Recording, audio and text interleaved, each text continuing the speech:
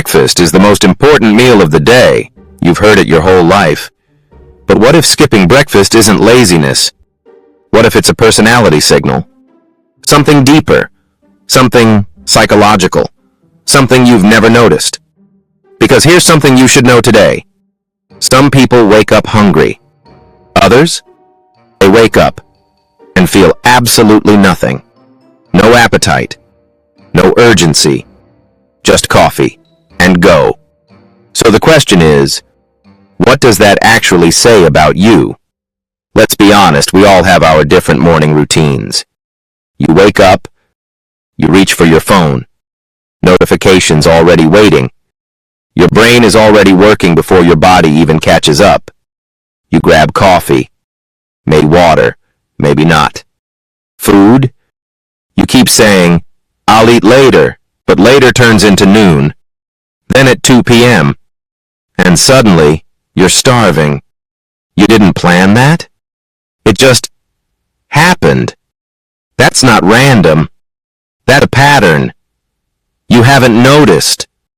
According to psychology, people who skip breakfast tend to share very specific traits which affect their personality.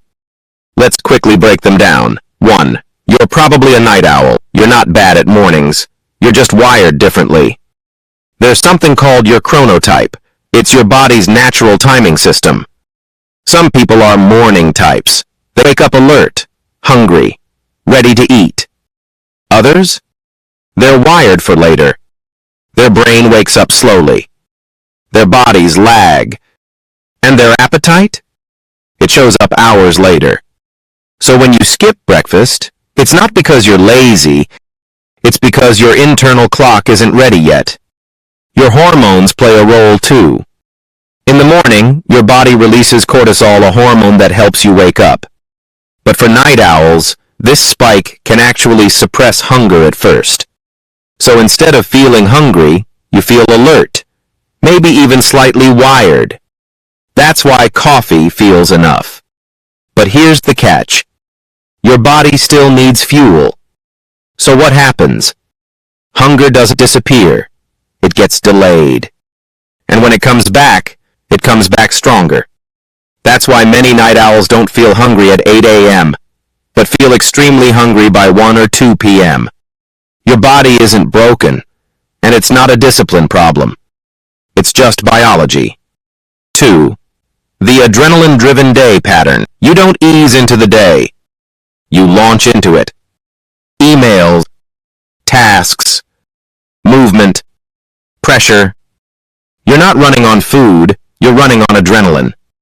Here's what's actually happening behind the scenes. When you wake up and skip food, your body doesn't just sit there and wait. It switches to survival mode. It releases stress hormones like cortisol and adrenaline. These give you a temporary boost of energy. They sharpen your focus for a while, so you feel fine, maybe even productive. That's why it seems like skipping breakfast works, but it's borrowed energy, and your body always collects the debt. By afternoon, your energy drops, your focus fades, you feel mentally drained because now, your body is running low on real fuel. And here's the dangerous part. You mistake that crash for just being tired, but it's actually your body saying, you skipped the foundation. And then night hits. This is where the pattern completes itself. After holding everything together all day, your body pushes back. Hard. Strong hunger cravings, low control. You eat more, snack more, sometimes even overeat.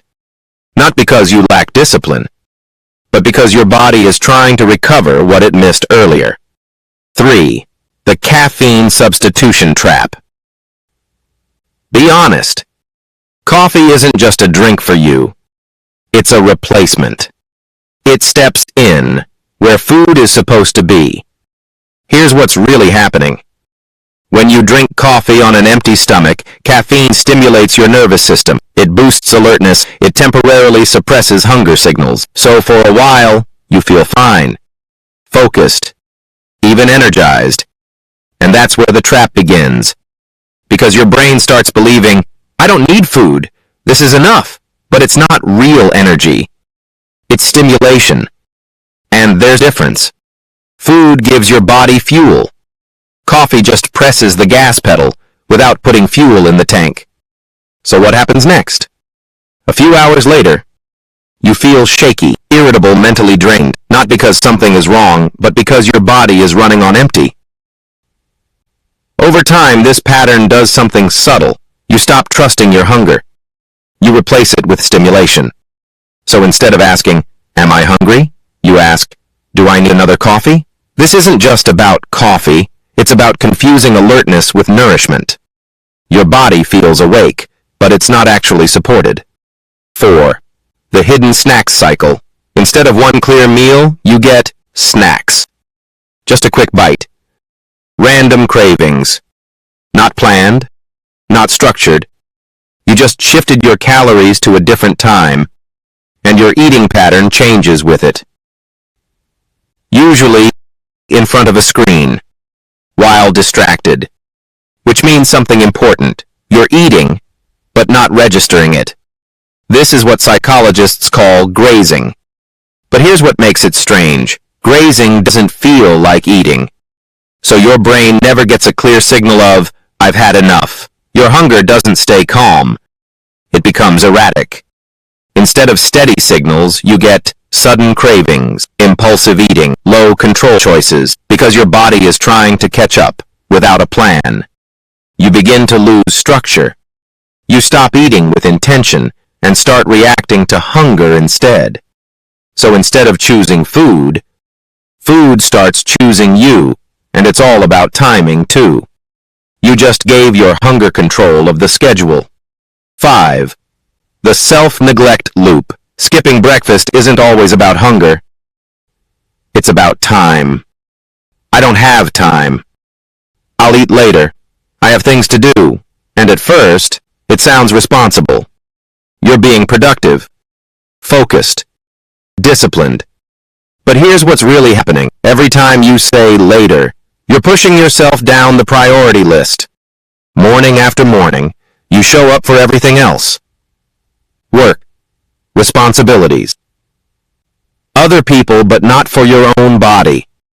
And over time, that becomes your default setting. Not just with food, but with rest, with breaks, with self-care. Your brain starts associating your needs with inconvenience. So instead of responding to your body, you override it. Again, and again, and again. Building a habit of ignoring yourself.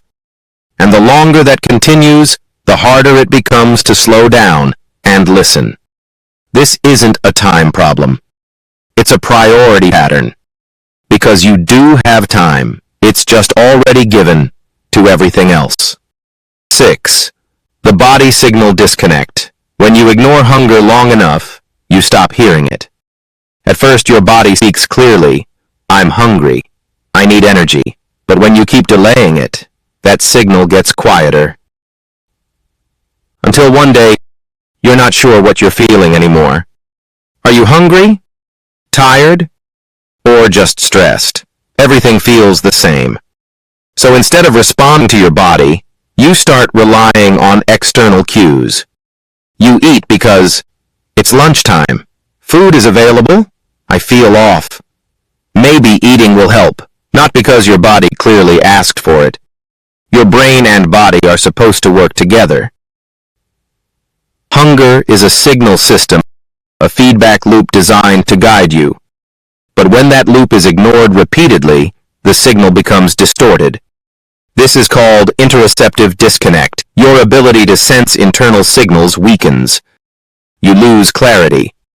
Instead of eating with awareness, you eat with confusion. And that leads to overeating, undereating, emotional eating. Because you're no longer responding, you're guessing. And when that connection weakens, everything else becomes harder to regulate. 7. The emergency fuel response. By the time you finally eat, your brain isn't thinking clearly anymore. It's reacting. Because at that point, you're not just hungry, you're low on fuel, and your brain knows it. So it switches into a different mode, survival mode. not balance, not health. Speed. That's why you start craving sugar, carbs, and fast foods. Foods that hit fast, digest fast, and give quick energy. Your brain runs primarily on glucose. When you delay eating for too long, your glucose levels drop. And your brain doesn't like that. So it sends urgent signals. Get energy, now. Not later. Not something balanced. Something immediate. This isn't a willpower problem. It's a biological response to delay. The longer you wait, the louder your body demands a quick fix. So what does skipping breakfast actually reveal about you? Not just habits. Your lifestyle. Your stress levels. Your relationship with yourself. It often means you live a fast, externally driven life. You delay self-care without realizing it. You run on peaks and crash hard later. But here's the truth. Most people won't tell you. Skipping breakfast doesn't make you bad. It makes you aware of a pattern you can change. Because once you see it, you can decide, do I keep running like this? Or do I take control of my energy? Now I'm curious. If you skip breakfast, which of these traits hit you the hardest? Drop it in the comments. And be honest. Because chances are, you're not the only one.